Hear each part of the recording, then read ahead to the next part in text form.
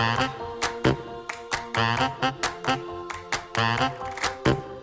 an honor to be here. I am so excited to share with you my perspective on daring to be an ally and to MC such an incredible lineup. And look at this room, it is packed.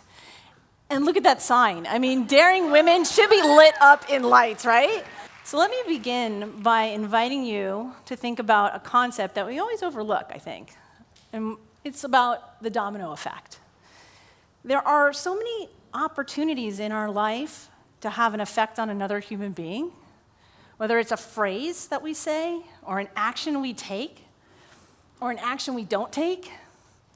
And so, even though I haven't started a nonprofit yet, or a company, or invented something, and I'll emphasize yet,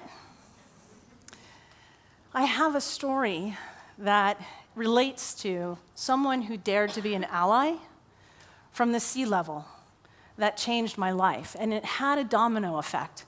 I believe those words have had me standing here today, at this moment on this stage. So about 4 years ago, this image was put up when my CVP, Chief Vice President of Microsoft Search Advertising, walked out on stage for the first time to meet his entire team at one of the largest Microsoft meetings called MGX. Now it's called actually MS Ready. And it was during a track day. So a track day is when each of the product lines break out and they have their own meeting. And I happen to roll up to Bing, and so he leads that entire business. Tall, white man, walks out on stage in front of 1,000 employees. To a woman on a motorcycle. I was immediately keyed in. What guy would choose a woman, a cool woman, to use as his image to introduce himself to everyone? I was immediately just keyed in. I wanted to know what he had to say. And he said 13 words that literally changed my life, but I didn't realize it at the time, but it did. And he said, no matter what gender, ethnicity, or sexual orientation you are, you belong here, and you have a role to play. And I started to vibrate in my own skin. I just couldn't believe I heard that phrase, sexual orientation, from a straight white man, that high up, in this large of a company. I hadn't heard that. And I couldn't understand why I started to cry. And I realized at that moment that I always expected not to be seen, valued equally, or recognized. I'm a member of the LGBT community, and I was so moved. I went up to him afterwards and I just thanked him. And he never forgot that moment either. And so, as a result, this was me just 4 years ago. Now, it was about outward appearance, yes, but what ended up happening, not just cool hair, but I literally and genuinely have done the best work of my life. And it's important, to be valued for your ideas, for really what you think and who you are. That ability to authentically express and pursue your passions and not waste any energy on trying to be what you think other people want you to be so you can be successful. That first photo is what I thought I needed to look like to come back to Microsoft. That's what I thought. But it's a different time. And I'm very thankful for that opportunity. And so, you can't be what you can't see. How many of you heard this phrase before? A few of you? Yeah. It was said by Marion Wright Ellman, a civil rights activist. And I want to share this photo. I'm sure a lot of you remember this photo. And it's so powerful to be reminded that when we go out in the world and we follow our passions and we just find the purpose that we're meant to be doing in the world, we inspire that awe. And that awe allows us to dream, to be that who we're intended to be, Maybe she might not be the first lady someday. Maybe she'll be the president of the United States. Who knows? But the point is that we have an obligation not just to ourselves to follow our dreams, but to dare to be an ally by being our authentic self. We give that gift to each other just by doing that. And so, I'll tell you a little quick story. I have a friend, Deborah, who I ride motorcycles with, but she also loves to sing, and she leads an all-girl Nirvana cover band in Seattle. And about a month and a half or so ago, she got to play at the Hard Rock in Seattle. And the gentleman lurking in the background, playing the tambourine, was unplanned and unannounced. He is the original drummer from Nirvana. And there she is, rocking out with him, backing her up. And she shared, she's not always confident getting up on stage, and she pushes herself to do that. It's not natural to her, but she loves it, she tries. I think everybody can identify with that, not really quite feeling comfortable, but still doing it anyway and just trying your best. And you think that was the magical moment for her night, but it wasn't. What impressed me about Deborah is that afterwards, what she said is a woman came up to her and said, "I wish my little girl could have been here. She's 7 years old, and this would have changed her life." It's similar with the little girl looking at Michelle Obama's portrait, right? So, I want to introduce something called the bystander effect. In sociology, how many of you heard this before? There's a few, okay, a fair amount. So let me go back one. So bystander effect, for those of you that don't know, there's a phenomenon that when there's a large group of people and there's an emergency, there's a diffusion of responsibility. No one oh, you'll get it. Oh, no, you'll get it. It's also similar. Have you ever been on an email string when someone asks for help and they send an email out to 15 people and you start looking down who's on this string? Oh, they know more than I do. Or, and you just don't respond. You think someone else is going to respond. Well, this is similar when I think about when you see something and it's not quite right, you should say something, right? So the antidote, when I think about the bystander effect, and just in meetings, those microaggressions, maybe someone cuts someone off in a meeting and you don't say anything, take that as an opportunity. So the antidote really is when you're thinking about going to sleep at night, can you really live with the fact that you didn't say something or do something? It's that moment, that feeling responsible. If we all take that responsibility just a little bit, be that first person, everybody else will follow.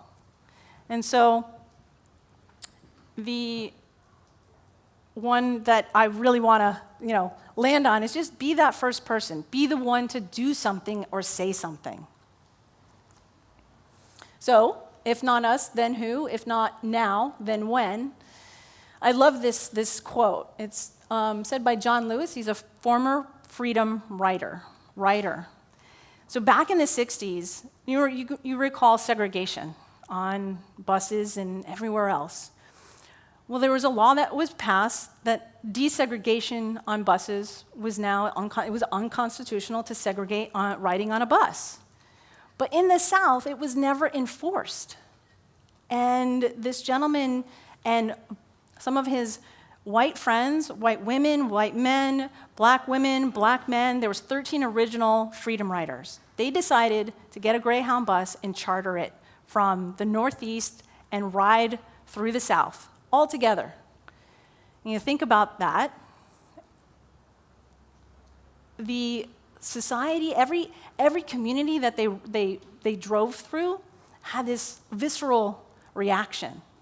It was incredible. If you read about this, the backlash was firebombs at the buses. They tried to even pin these people in while the police watched the bus burn. Luckily, they all got out, but there was so many fights. There was everyone fighting for the right to just ride together. And so This is just a really amazing example of this gentleman, John Lewis, who just believed that we need to stand up for ourselves. And then there was allies that helped him do so. And you fast forward so many decades, he was the very first Medal of Honor that Obama gave at his inauguration. So imagine Obama's getting inaugurated, right? And right after his inauguration, it's like 4 or 5 minutes later, he's putting the Medal of Honor around his neck, and he leans over and he says, "This is because of you, John." And you think about the domino effect again, right? You just never know when you stand up for yourself and for others what that can lead to. This is another, I love this. So my boss, her name's Nikki Smith. This is her favorite quote. And this is her hero, Madeleine Albright. And it really is an amazing sentiment. And I wanted to highlight this because about 3 years ago, Nikki Smith said to Kate Eisler, a really good friend of her, over drinks, "Why isn't there an event on International Women's Day?" And so they reached out to a friend, Sharon Harburg from Deloitte, and the three of them had produced the first International Women's event that had about 50 people the first year. And this past year, it was 500. And it was amazing. I mean, things that came out of it 2 years ago, at the end of the event, a woman said, "I am going to bring a nonprofit from Detroit to Seattle." The entire audience was asked, "What do you commit to doing? Be bold. What are your dreams?" So these three women that started this event, they helped other women follow their dreams. And so think about things that you might do. Might not be like starting an event, but there's so many ways that you can dare to be an ally. You could show up to these events. This is being an ally. We're being allies to each other right now. Also, Madeleine Albright, this is just a recent quote from her. When you see something, don't just say something, do something. And how do you know what to do, right? I invite everybody to get really curious about people. I joined a group at Microsoft as an ally, and it's the Embrace group, EMB, and then capital letters, race. And it's all about race. And one of the things that I learned, I would have never known this or thought about this, is that Black people haven't had colored Band-Aids to match their skin for decades. It's horrible, right? I didn't know that. And so exactly what I'm wearing right now matches my skin, right? And I had a colleague at an event just last week. I was helping her with rehearsals, listening to her rehearse. Beautiful Black woman from Chicago, Felicia Gardner. She was wearing this. And she just was talking. She didn't say, she didn't notice. But I noticed. Because of that, I was exposed. I joined another group. So to be an ally is about learning about others and just listening and getting those little angles that you would have never known before, right? And so this is Felicia. She got another option. They didn't have the headset for her, but I can guarantee you that AV team is going to think twice for the next event. Because when I went up to that gentleman and I said, "Don't you have one that matches her skin color?" He looked at me and he's like, "What are you talking about?" And I said, "Think about that." I said, "I think you guys need to order a whole set, like with ranges of colors." And he's like, "Let me go see what I can do." He's like, "I'll try and have one delivered by tomorrow." So this was the only option that we can get in a day's notice, but at least it was better, right? Felicia said to me something interesting. She said, "MJ, I didn't even think about it. Just like I didn't think about it when Rick said sexual orientation, like I expected not to be considered." She said, I expected not to be considered like that. She's like, "I can't believe that happened." So really, this is just one way. Just learn about other people's experiences, and then you can step in that gap. And I was happy to do that. I love this photo. This just reminds me of a ton of people trying to move in a direction together. And I've said this phrase for the last 3 years when I went to that first International Women's Day event called Be Bold, and it was this. Look around the room right now. Can I have a show of hands? And I think they're all over here, but I'm not positive. Show of hands of how many men are in the room. 1, 2, 3. Okay, let's give a round of applause to those 3 guys.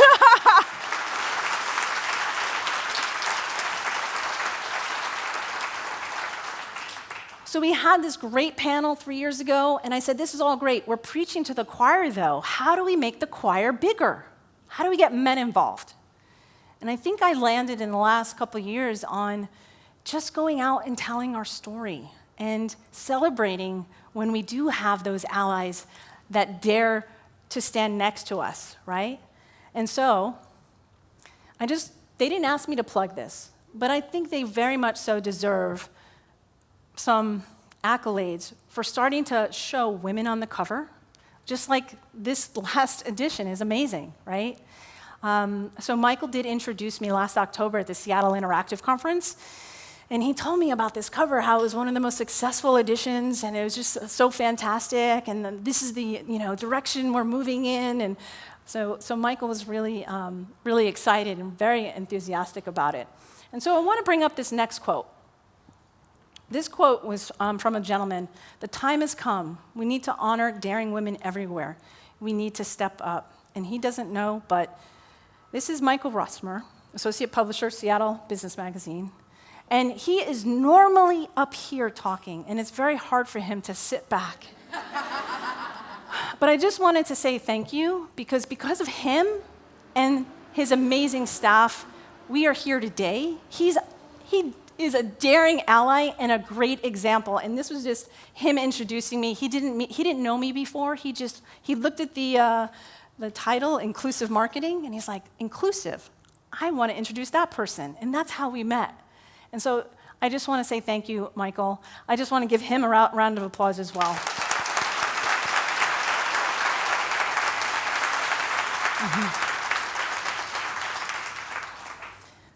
So next up, this is something that I thought, what could we do today? What could we do right now? So I came up with this concept, Dare to be an Ally card.